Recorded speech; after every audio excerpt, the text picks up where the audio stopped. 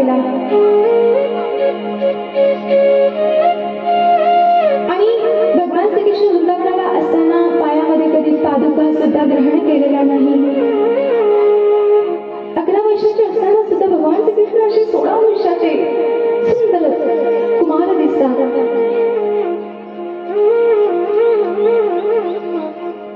आणि त्या ठिकाणी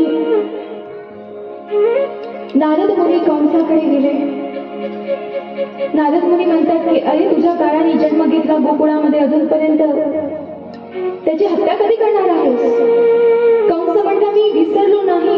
अहो एक नाही अनेक राक्षस पाठवले, परंतु एकही राक्षस जिवंत येत नाही. माहित नाही त्या मुलाकडे कुठली शक्ती आहे. तर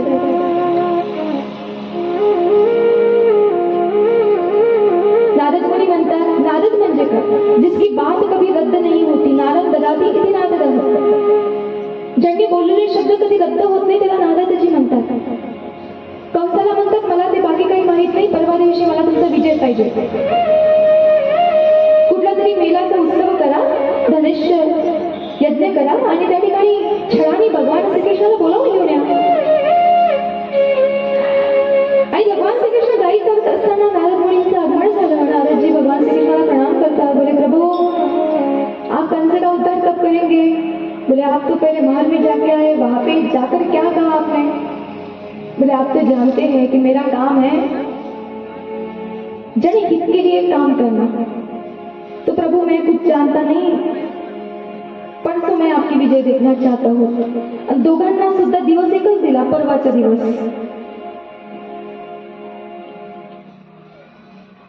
आणि इकडे कंस महाराज अक्रूरला बोलावतात. अक्रूरला म्हणतात की तुला वृंदावनाला जायचं आहे. मथुरेवरून वृंदावन अगदी 10 किलोमीटर, अर्धा तासाचा रस्ता.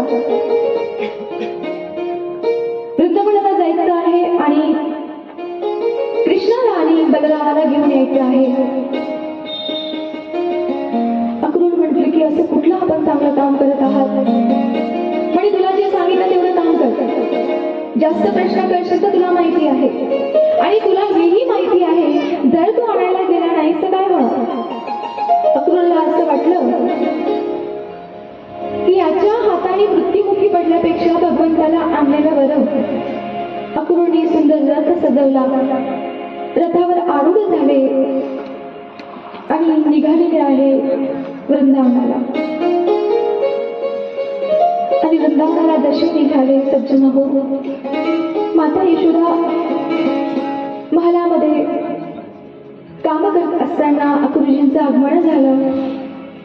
अक्रूर जसा आला तसं यशोदा मैयाला प्रणाम केला, नंद बाबाला प्रणाम केला. संध्याकाळची वेळ आहे आणि म्हणायला लागला की बाबा मैं कृष्ण बलराम को लेने आया हूँ.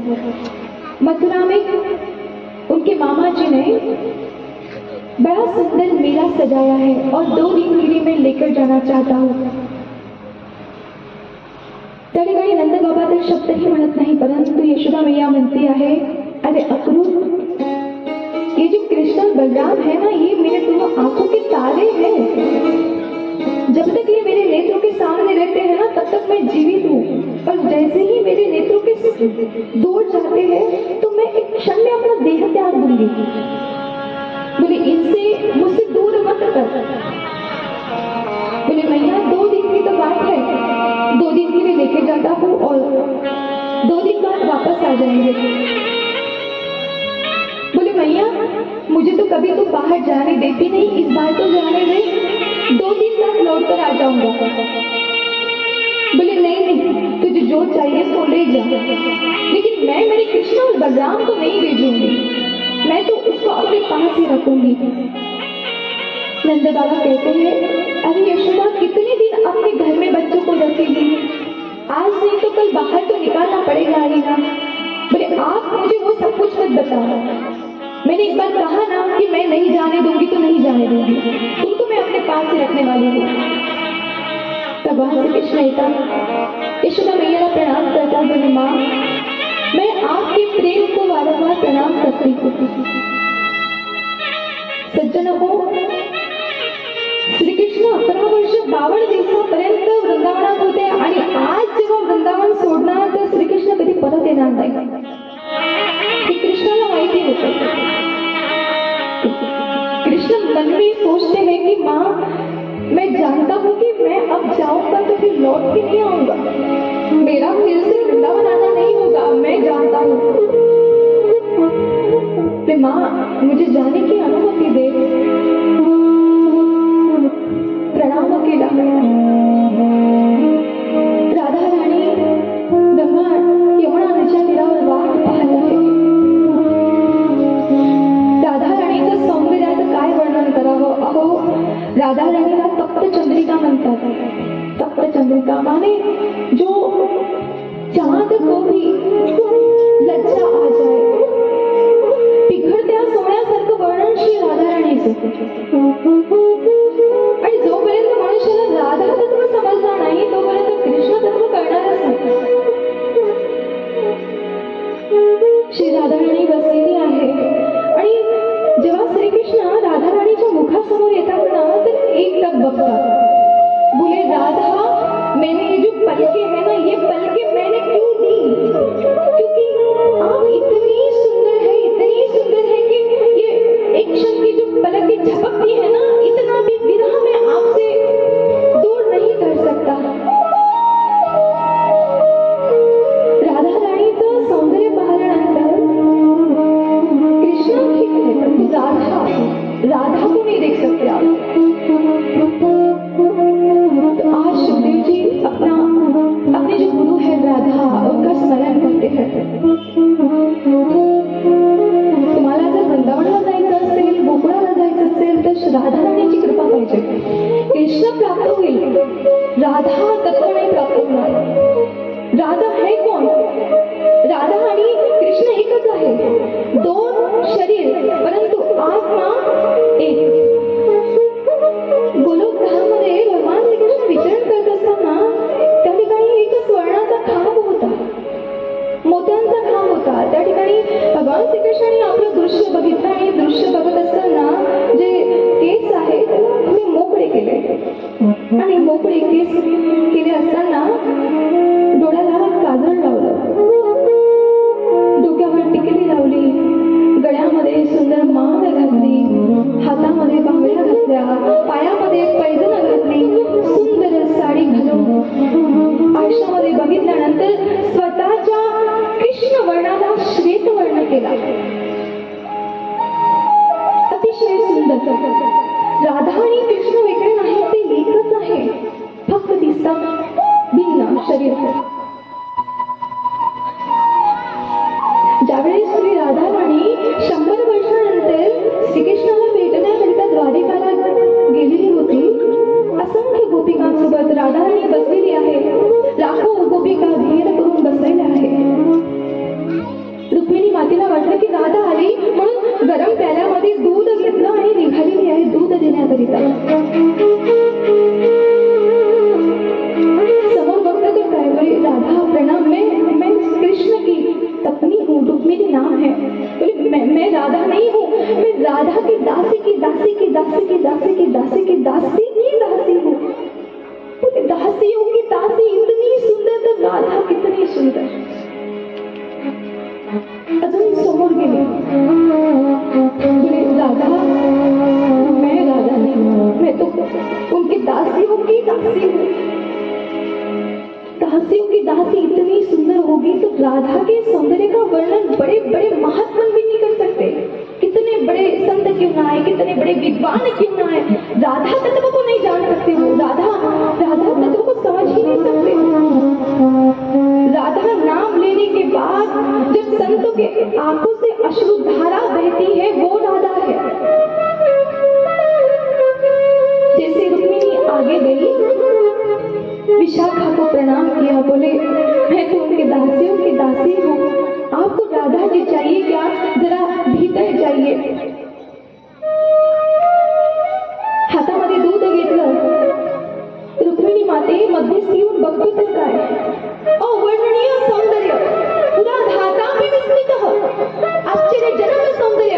असं सौंदर्य संपूर्ण भूमंडलामध्ये कुठेच बघायला मिळणार नाही. रुक्मिणी मातेनं राधेचं स्वरूप बघितलं. अहो, स्वरूप बघता क्षणी पापणी सुद्धा वाचत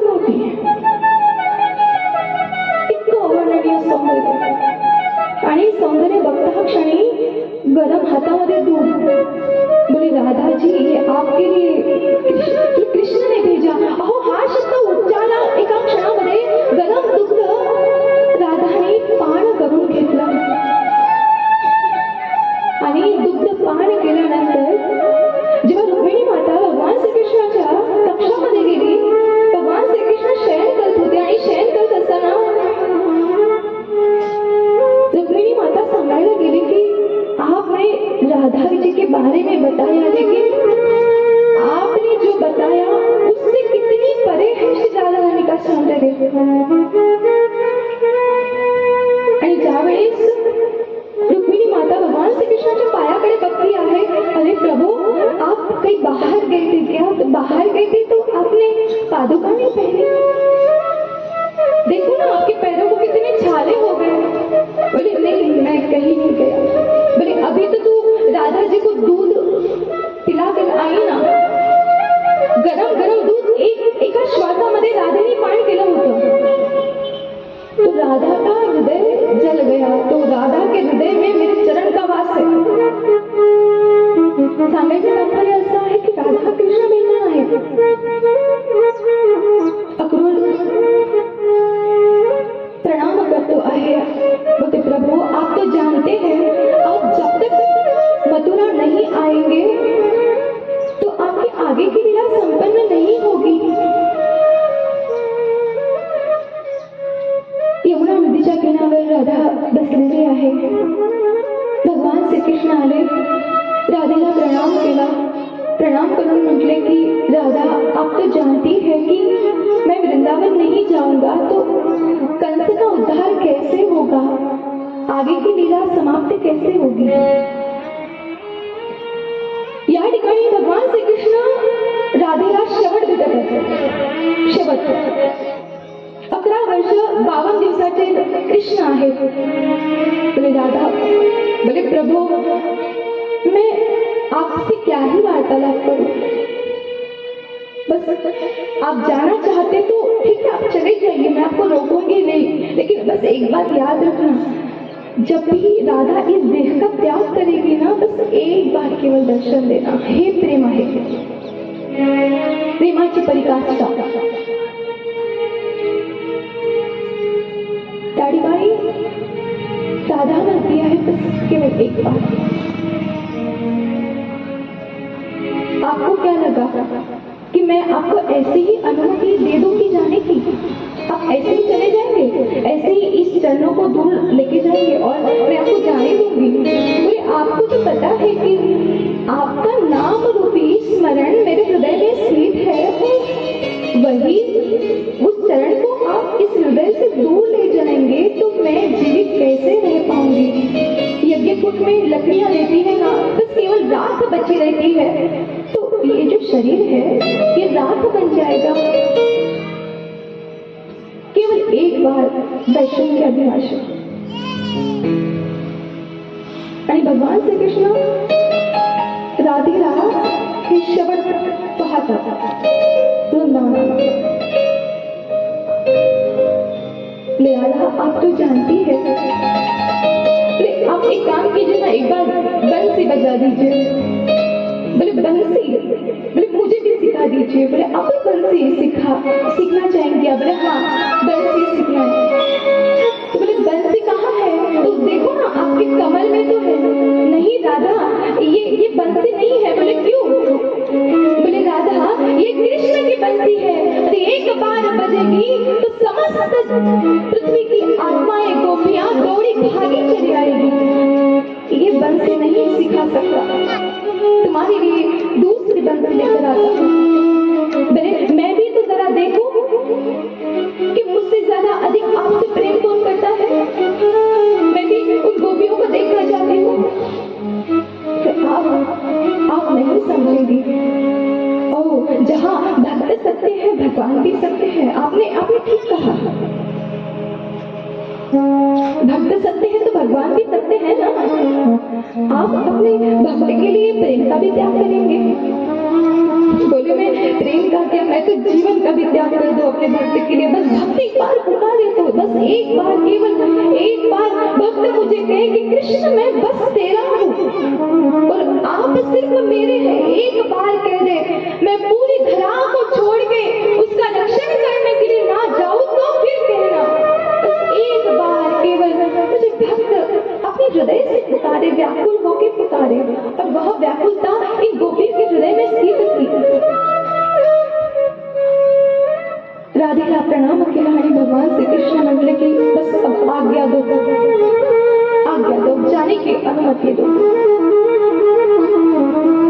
जगतामध्ये हे प्रेम पहिलं असं असेल की ज्या ठिकाणी भगवान श्रीकृष्ण आपल्या प्रेमाला आज्ञा मागतात की जाने की अनुमती दो। इतकं सुंदर वार्तालाप। समस्त देवता लोक आकाशामध्ये पुष्प घेऊन उभे आहेत। राधा मातेला प्रणाम केली, बोले माँ हम तो आपके बच्चे हैं, कृष्ण मथुरा नहीं आएंगे तो आगे की लीला संपन्न नहीं होगी, कंस का उद्धार नहीं होगा, तो पाप बढ़ता जाएगा। माँ हमारे ऊपर कृपा कीजिए।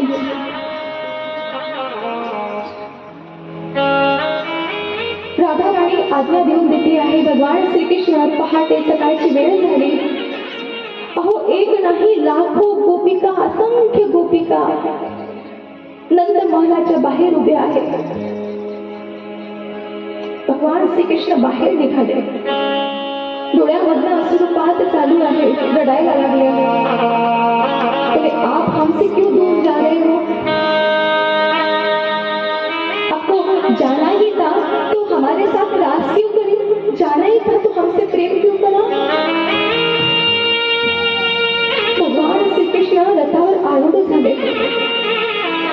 आरूढ झाल्यानंतर अक्रूरजीच्या हातामध्ये त्या रथाची दोरी आहे।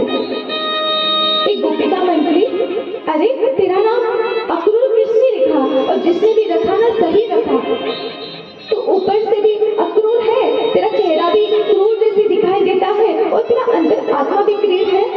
क्या तू जानता नहीं है हमारे गोपियों के हृदय है प्राणनाथ है श्री कृष्ण, और उनको तो दूर ले जा रहा है। भगवान श्री कृष्ण रथावर आरूढ झाले।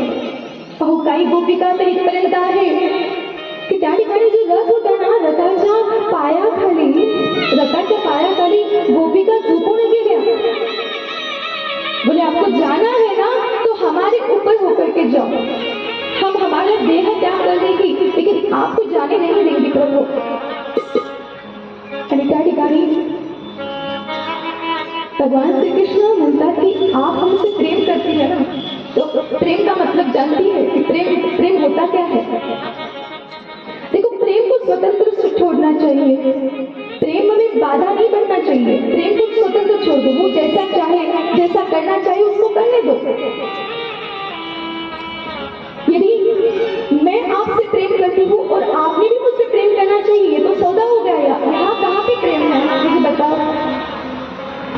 मैं आपसे प्रेम करता हूँ और आपने भी मुझे करना चाहिए, ये तो सौदा हो गया। पर आप मेरे प्रेम में स्वतंत्रता दीजिए, बाधा मत बनिए। भगवान श्री कृष्ण निघालेले आहेत। बाल गोपाल सुद्धा आहे आणि रस्त्याने जात असताना समस्त मथुरा नगरीतील लोकांना वाटलं की भगवान श्रीकृष्ण येत आहे, म्हणून माडीवर सर्वजण उभे आहे हातामध्ये पुष्प घेऊन, पुष्पांचा वर्षाव करण्याकरिता। कंसाने आधीच सांगून ठेवलेलं होतं की यज्ञ करायचं असेल तर कंसाई स्वाहा म्हणायचं, कृष्णाई स्वाहा कोणीही म्हणणार नाही। समस्त गोपिका आपल्या माडीवरती उभ्या आहेत, हातामध्ये पुष्पांची टोकरी आहे आणि भगवान श्रीकृष्णाने, बलरामाने आणि 2-3 बालगोपाल त्या रथावर आरूढ झाले आणि निघालेले आहे।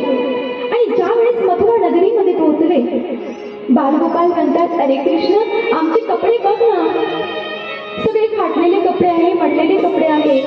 जरा कंसाच्या महलामध्ये जायचं आहे आणि कंसाच्या महलामध्ये जायचं म्हटल्यानंतर सुंदर वस्त्र हवे। आणि त्या ठिकाणी एक धोबी होता, त्या धोब्याकडे गेले आणि म्हटले की आमचे जे बालगोपाल आहेत ना, कंसाकडे जायचं आहे, तुझ्याकडे कपडे असेल तर ते कपडे दे। धोबी म्हटला, हे बालगोपाल, अरे संध्याकाळी खाल्ल्यानंतर सकाळी काय खावं याची सुद्धा व्यवस्था करावी लागते आणि यांच्यासाठी कंस महाराजांचे कपडे. असं म्हटल्यानंतर एक बालगोपाल म्हणतो, अरे कन्हवा, एक काम कर, आपला पूर्ण माझा हात दिखा दे इसको. भगवंत एक मुक्का मारतात, त्या ठिकाणी गोविंद आयो नमः दोघांचा उद्धार करतात आणि सुंदर असे कपडे समस्त बालगोपालांनी परिधान केलेले आहेत. भगवान श्रीकृष्ण आता 11 वर्ष 53 दिवसाचे झाले. सुंदर कपडे परिधान केले आणि म्हटले की अरे कन्हैया देख तो, ये कपड़े कितने लंबे लंबे हो गए, हाथ किधर जा रहा, पैर किधर जा रहा. बोले जरा फिटिंग के कपड़े चाहिए. बोले अच्छा. त्या ठिकाणी एक सुंदर दर्जी होता, कपडे शिवणारा. त्या ठिकाणी भगवान श्रीकृष्ण आणि बालगोपाल निघालेले आहे आणि सुंदर असे कपडे त्या दर्जीने सर्वांना शिवून दिले, फिटिंगचे कपडे केले. बोले अब तो ठीक है, कपड़े बिगड़े हो गए, जरा गले में माला होती तो अच्छा लगता. बोले कोई बात नहीं. त्या ठिकाणी एक माळकरी होता, त्या व्यक्तीने सुंदर पुष्पांची माळ केली आणि सर्वांच्या गळ्यामध्ये टाकली. बोले कन्हैया, माला तो हो गई, कपड़े भी हो गए, जरा माथे पे चंदन होता तो जरा. आणि समोर गेल्यानंतर एक 3 जागी वाकलेली स्त्री म्हातारी डोक्यावरती घुंगट घेतला, हातामध्ये चंदनाची वाटी आहे. आणि भगवान श्रीकृष्णाने बघितलं आणि आवाज दिला, अरे ओ सुंदरी. आणि तिने हळू आपला पदर बाहेर केला आणि तिच्या नजरेने बघितलं, किसने मुझे आवाज दिया. आणि बघितल्यानंतर अच्छा बघा, जो व्यक्ती कुरूप असतो ना त्याच्याकडे कोणी बघत नाही. आणि जसा पदर बाजूला केला, आपने मुझे आवाज दिया. बोले हाँ हाँ आपको ही दिया. तो मुझे सुंदरी कहा. हाँ हाँ आपको सुंदरी कहा. बोले मुझे. बोले प्रभु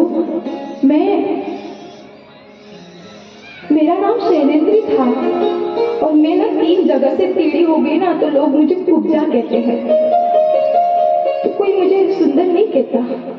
तो ईश्वर को ना सुमन पसंद है, सु माने सुंदर, जिसका मन हो वो पसंद है, तो लोग मुझे ना कुब्जा कहते हैं. कोई मेरा शैलेंद्र नाम नहीं लेता. तो भगवान कहते हैं, अरे सुंदरी एक काम करना, तेरे हाथ में जो चंदन है ना वो चंदन हमारे माथे पे लगा दे. हाँ हाँ क्यों नहीं, ये मेरा जो चंदन है ना घिसा हुआ, एक कंस महाराज जी को बड़ा पसंद है, तो आप लगाना चाहेंगे. बोले हाँ हाँ क्यों नाही. आणि सगळ्या बालगोपालांनी त्या कुब्जा नावाच्या त्रिवंकला स्त्रीने सर्वांना चंदन लावून दिली. आणि चंदन लावल्यानंतर भगवान श्रीकृष्णाने एक हात हळवटीला पकडला आणि पायाच्या अंगठ्यावर स्वतःचा अंगठा ठेवला आणि एक झटका दिल्यानंतर कुब्जा नावाची स्त्री परमसुंदरी झाली. बोली भक्तवत्सल भगवान. आता समोर गेले बालगोपाल. बोले अब तो चंदन लगाया, गले में माला है, अब चलो. आता समस्त भगवान श्रीकृष्ण आणि त्या ठिकाणी बलरामजी बालगोपाल कंसाच्या महालामध्ये प्रवेश करतात. आणि त्या ठिकाणी कंसाच्या महालामध्ये प्रवेश केल्यानंतर कंसाचा सेनापती आहे चाणूर.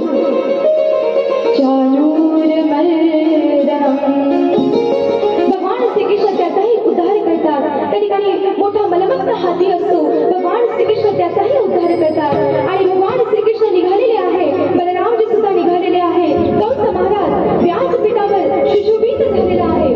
भगवान श्रीकृष्ण गेले आणि त्या ठिकाणी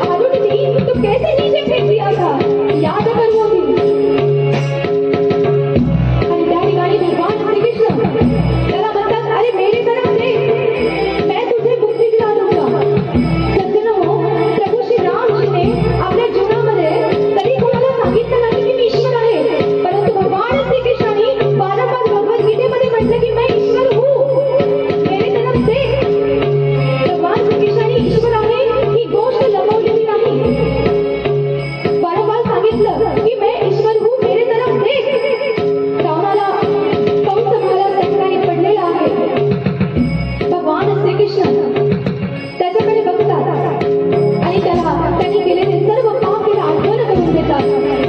आणि आठवण करून देत असताना 11 वर्ष 14 दिवसाचा श्रीकृष्ण एका क्षणामध्ये त्या ठिकाणी कंसाचा उद्धार करतात. आणि कंसाचा उद्धार झाला म्हणून मथुरावासी लोकांनी त्या ठिकाणी पुष्पांचा वर्षाव केला. आणि उद्धार करत असताना त्या ठिकाणी बालगोपालांना भगवान श्रीकृष्ण अगदी 5 वर्षाचा सुकुमार दिसत आहे. तरुण मुलींना भगवान श्रीकृष्ण 16 वर्षाचा कुमार दिसत आहे. योगियांना भगवान श्रीकृष्ण परब्रह्म दिसत आहे. स्त्रियांना भगवान श्रीकृष्ण मुलासारखा दिसत आहे. पुरुषांना भगवान श्रीकृष्ण त्या ठिकाणी धाड विद्वान दिसत आहे. आणि जे काही बलधामवाले बलवान व्यक्ती आहे भगवान श्रीकृष्ण त्यांना असे उंच पुढे धाड विद्वान विशाल भुजा असलेले भगवान श्रीकृष्ण दिसत आहे. जाती रही भावना जैसी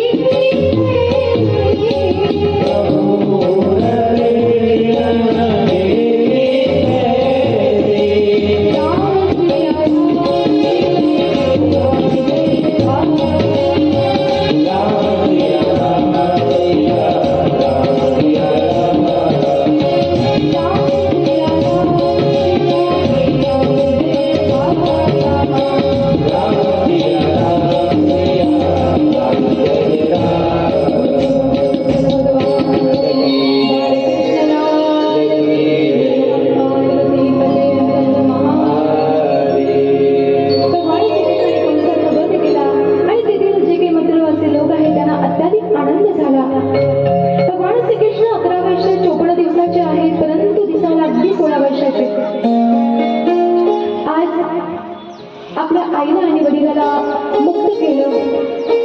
देवकी मातेने जेव्हा आपल्या पुत्राकडे बघितलं आणि विचार करायला लागली, ज्यावेळेस मी या बाळाला जन्म दिला होता तेव्हा तो 1 तासाचा होता आणि बघा ना किती कौतुक केलं असावं यशोदेवी, किती प्रेम केलं असावं. माता श्रीकृष्ण हा 16 वर्षाचा दिसतो. लालयेत 5 वर्षांनी 10 वर्षांनी ताडेत प्राप्तेषु 16 वर्ष पुत्र मित्र वराचरे. 5 वर्षापर्यंत लालन पालन करावं, पुढील 10 वर्षापर्यंत ताडे येतं म्हणजे एक थापड सुद्धा आपण मारू शकतो. परंतु मुलगा आणि मुलगी 16व्या वयामध्ये जेव्हा पदार्पण करते तेव्हा त्या मुलीसोबत मैत्रिणीप्रमाणे मित्राप्रमाणे व्यवहार करावा असं भगवद्गीता सांगते आहे. आणि या ठिकाणी भगवान श्रीकृष्ण 16 वर्षाचे दिसतात.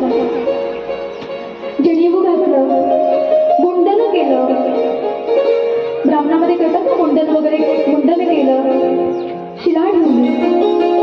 आणि त्याचबरोबर त्या ठिकाणी भगवान श्रीकृष्ण बलरामजी उपस्थित झालेले आहेत.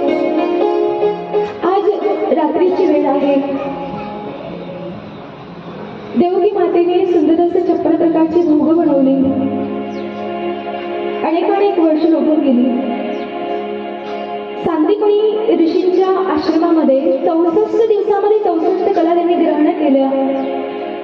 उज्जैनला सांदीपनी मुनींचा आश्रम आहे आणि त्या ठिकाणी एकमेव अशी मूर्ती आहे भगवान श्रीकृष्णाची की जी बसलेली आहे, बसलेली मांडी घालून. कारण विद्याग्रहण करत असताना नम्र भावनेने विद्याग्रहण करावी, खाली बसून काही नियम आहेत. तर भगवान श्रीकृष्णाची पहिली मूर्ती तिथे आहे, ती बसलेली आहे विद्याग्रहण करत असताना. 64 दिवसामध्ये 64 कला त्यांनी ग्रहण केल्या. आणि त्यानंतर बरेच वर्ष लोटले. सुंदर पक्वानं बनवली देवकी मातेंनी आणि आतमध्ये घेऊन गेली. परंतु भगवान श्रीकृष्ण म्हणले की माँ मुझे भूक नहीं है. हा शब्द बोलल्यानंतर देवकी माता सुद्धा विचार करायला लागली की नेमकं कृष्णाला काय आवडते हे मला माहीत नाही. वसुदेवाला आवाज दिला, बोले आप जरा जाके देखिए. वसुदेव जी महाराज गेले, बोले लाला थोड़ा तो कुछ खा ले. बोले